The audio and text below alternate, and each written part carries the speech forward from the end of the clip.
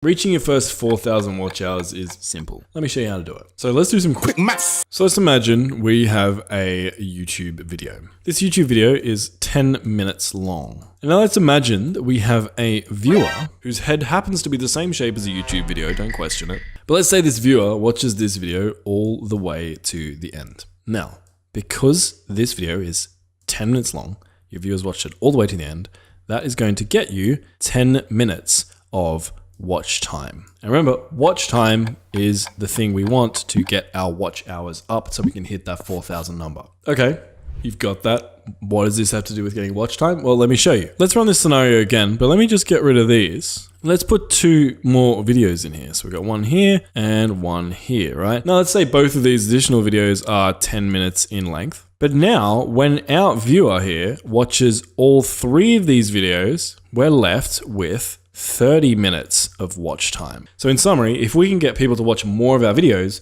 we can get more watch time from the same amount of viewers. In this case, 3 times more watch time from the same viewer. So how do we get viewers to watch multiple of our videos? Well, I want to introduce you to playlists. Yes, they're probably things you've heard of before, but I believe playlists are so underrated when it comes to getting watch time. And I know that might sound crazier than having your toilet roll under rather than over. Everybody knows that it should be over, but most of you aren't getting significant watch hours using playlists because you're doing it wrong.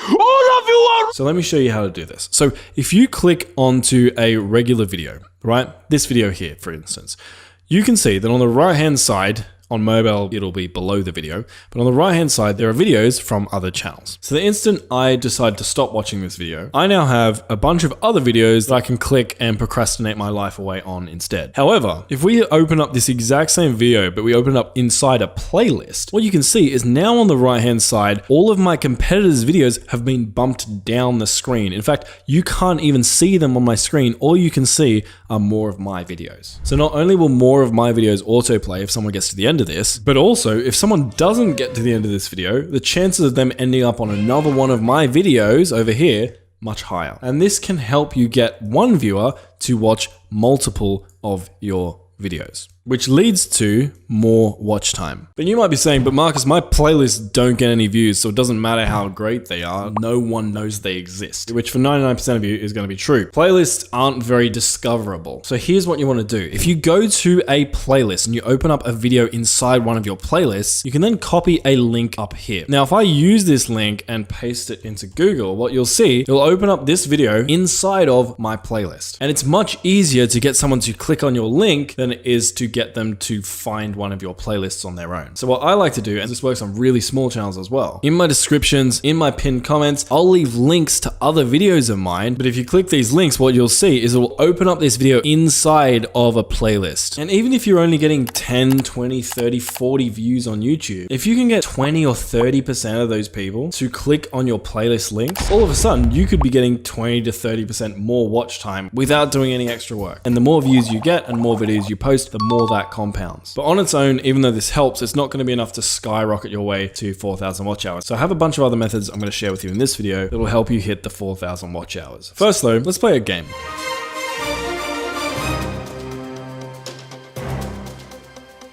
There are 2 videos here, video A and video B. Video A has a 45% average percentage viewed, which means that on average, people watch it 45% of the way through. It also has about 2,200 views. Now video B has a 33% average percentage viewed and has 1,600 views, aka less views and seemingly less retention. Now out of these 2 videos, which one do you think has the most watch hours?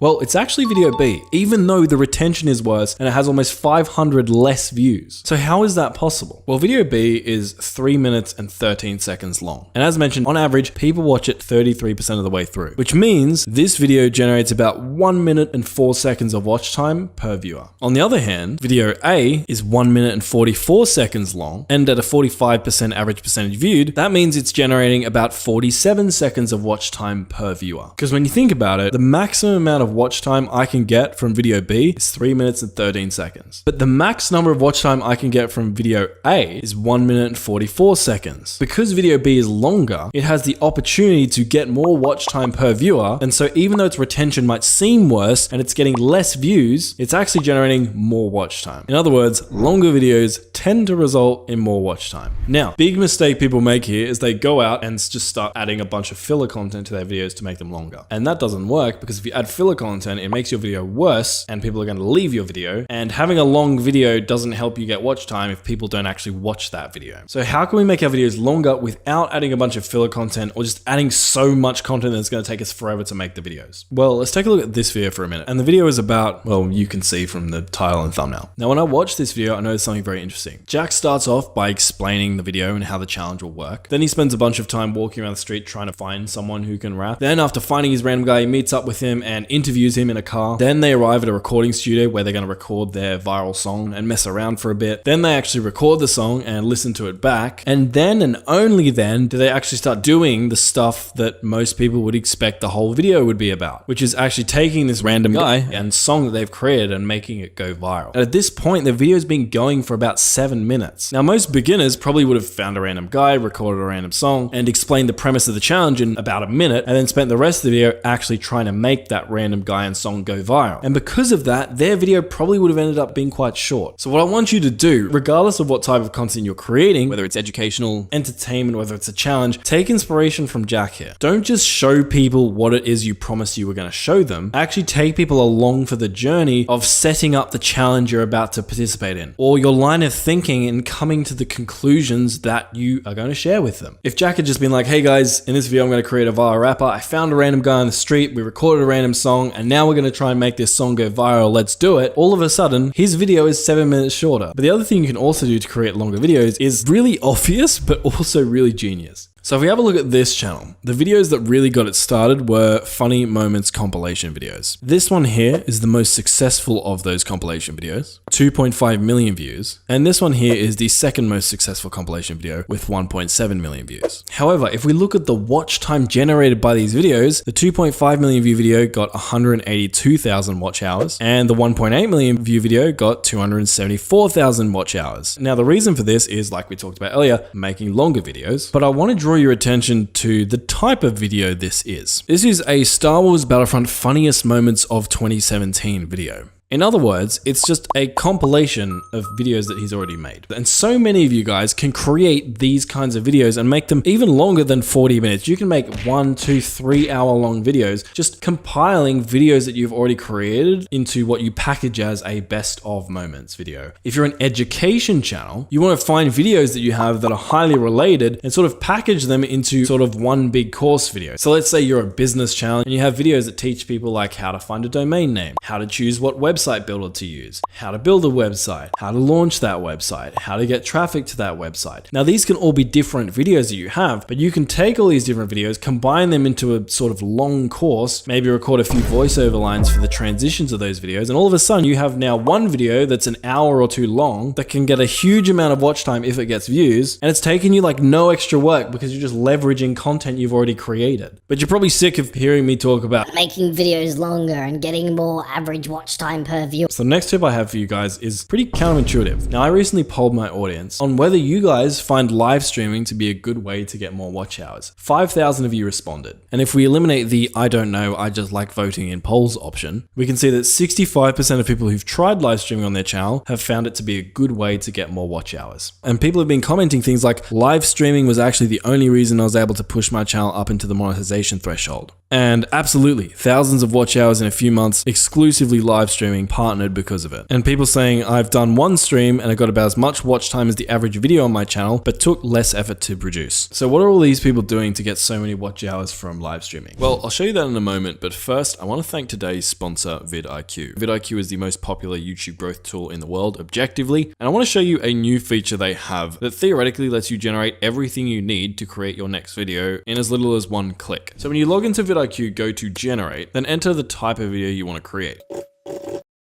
And vidIQ's AI is now going to generate a title, description, tags, hook, and video outline tailored to the specific prompt I've just entered. Now, aside from generating the worst thumbnail I've ever seen in my life, the rest of this stuff is actually pretty good. But let's say I didn't like the hook. I could come into format here and adjust it from, say, a claim hook to a question hook. And you can see my hook's been updated, and you can do this with your title or your video outline. Speaking of outline, vidIQ's generated a timestamped outline I can go off. Let's say we make it a tutorial. And then if you're happy with his outline, you can either wing it from here or click generate script to generate a word-for-word video script and voiceover based off of this. Now, is this any good? Well, I've seen it work pretty well for some types of videos and pretty horrendously for others. But assuming you're in the group that it works pretty well for, this could save you a hell of a lot of time. So to find out if this works for you, you can use my link below to get vidIQ for an entire month to get access to the generate tool and all of the other tools that come with vidIQ for just $1. That link will be down below. But now back to my example about getting watch hours with live streaming. Well, let's just pull a hypothetical example. Let's say you stream for 3 hours, 6 days a week, which is not an uncommon live streaming schedule. That equals about 18 hours of content per week for 18 hours of work. Now, I couldn't find any numbers on how many viewers the average YouTube live stream gets, but apparently the average Twitch live stream gets about 27 viewers per stream, which I think sounds unrealistically high. So let's just drop this down to say like 15 viewers per stream. So if we times our number of hours streamed by our 15 average viewers, that results in about 270 watch hours per week. And just assuming this, so not taking into account VODs or anything like that, at this rate, you will have 4,000 watch hours in about 3.4 months. Now, is 18 hours of streaming a week unrealistic? Depends on the kind of channel you have. If you're a gaming channel, very common for gamers to play at least 3 hours of video games a day. Maybe you could be streaming in that time. If you're an education channel, doing 18 hours of Q&As a week is probably a bit unrealistic, so it might not work for you. And this is why we have a split like this. For some people, the answer genuinely is no, live streaming suck. For others, and the majority of people it seems like, the answer is actually yes. So if your sole goal right now is just grinding out watch hours, it could be worthwhile trying a live stream and just running the numbers to see how much you would need to live stream to reach 4,000 hours and whether or not that actually makes sense with your schedule. I think in the short term, it actually could be beneficial beyond just getting watch hours. I personally feel that a lot of the streaming I did back in the day helped me become a more confident extemporaneous speaker. And some of the most articulate people we know on the internet are that way, in my opinion, because of how many hours they've spent live streaming. Something else you can do though, if you want to try live but don't actually want to stream yourself, is to just continually live stream videos that you've already posted. You can use a service like Flutin, for example, and just have a non-stop live stream of all of your videos playing one after another on repeat pinned to your channel homepage. Again, this works great for a percentage of creators, doesn't work very well for a lot of others. The only way you'll know if it works for you is if you try it out. But something that does work for everyone is my next point, which relates heavily to something we talked about earlier, which is if we can get people to watch more of our videos, we're going to get more watch time from the same number of viewers. And that's where end screens come into play. And when you're uploading a video, if you come to this section and then you come click here, what you can do is add an end screen, and that's going to be an element that shows up inside of a video that viewers can click on to watch another one of your videos. Now, most of you are using end screens right now, but you're probably not using them very compellingly. And what I mean by that is you should know the end screen you're going to add to your video before you even record your video. That way you can transition the end of your video into your end screen. So people naturally go from one of your videos to another one of your videos to another one of your videos. For example, my final point in this video is to get more watch hours, you want to create videos that actually retain your viewers, because it doesn't matter how long your videos are, how long your live streams are. If people click off in the first 10 seconds, you're getting 10 seconds of watch time. And retaining viewers is such an in-depth topic that I've created a whole nother video about that you can check out by clicking the end screen on screen. I talk to some of the smartest YouTube educators on the platform, like people from vidIQ, Nate Wealth, Nate Black, Ed from Film Booth, Robert Benjamin, and more. So check out that video if you want to get more watch hours, and make sure you use end screens just like I did.